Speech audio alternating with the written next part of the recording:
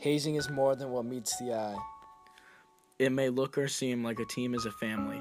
People may think that teammates would never hurt one of their own. But behind coaches' backs and locker room doors, athletes of all ages and skill levels are physically and mentally injured from people of their own, from the ones they're supposed to rely on. Hazing is any incident that causes embarrassment, harassment, or ridicule that may risk emotional and/or physical harm to any member or members of a group or team, whether new or not, regardless of the person's willing to participate. They do what others have done to them. Perpetrators want to leave their mark on the tradition, and therefore they may add or change it slightly. They feel as though they have the right and duty to pass on the tradition to either new, younger, or weaker teammates. Has shown that 71% of those who are hazed suffer from negative consequences. The negative effects caused in part due to hazing go on and on. Physical, emotional, and/or mental instability, loss of sense of control and empowerment, decline in grades and coursework, relationships with friends, significant others, and family suffer, post-traumatic stress syndrome, loss of respect for and interest in being part of the organization. Hazing is unacceptable in today's society. The steps taken to embarrass or hurt another teammate have been taken too far and need to end. Athletes should be versing the other team, not their own. Serious incidents of hazing have recently occurred close to Waterford. A Walled Lake Western football player was strapped to a pole with his mouth taped shut at the home of an assistant coach in Wixom, Michigan during a team function. The player was defenseless against his teammates while they struck him with pillows and sticks.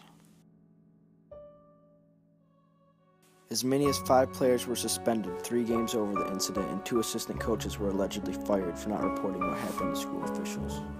As athletic director of Waterford School District, what are the consequences of hazing? The consequences of hazing are spelled out within our handbook, our student athlete handbook. It is basically if there's any thought that hazing may be taking place, a conference with mom, dad, the student, the coach would take place first. If at that point we determine that it's a serious enough offense, the student athlete could, or student athletes, and there's multiple players involved, could risk up to dismissal from the team. All right. So it would fall into our student code of conduct. Yeah, have we ever had an incident here at Waterford dealing with that? Since I've been here, we have not. It's No. been, so that's going on 7 years now. We have not had a hazing incident, so we've been very good. Yeah, all right, that's good. Thank you.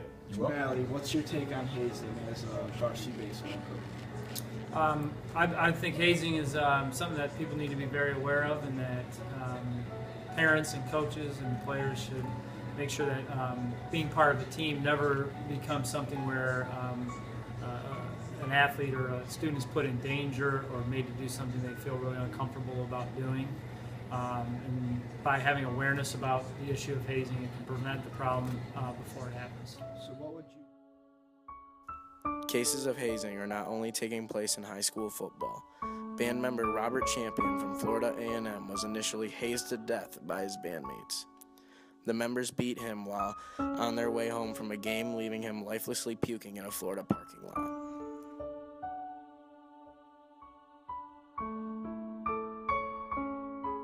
Humiliation, embarrassment, shame, and being picked on are all things that can haunt people for the rest of their lives.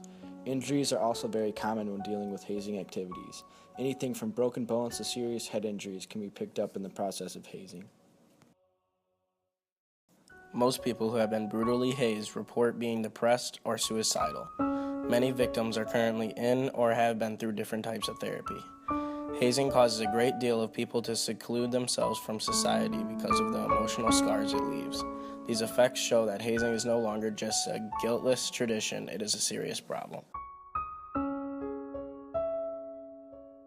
Hazing has to stop somewhere. According to the Foundation to Prevent Hazing, nearly 1.5 million high school students are hazed each year. That's around 47%. Rules need to be stiffened to end the abuse that's currently going on. Athletic directors and principals need to enforce harsh punishments to show how serious of an issue this is.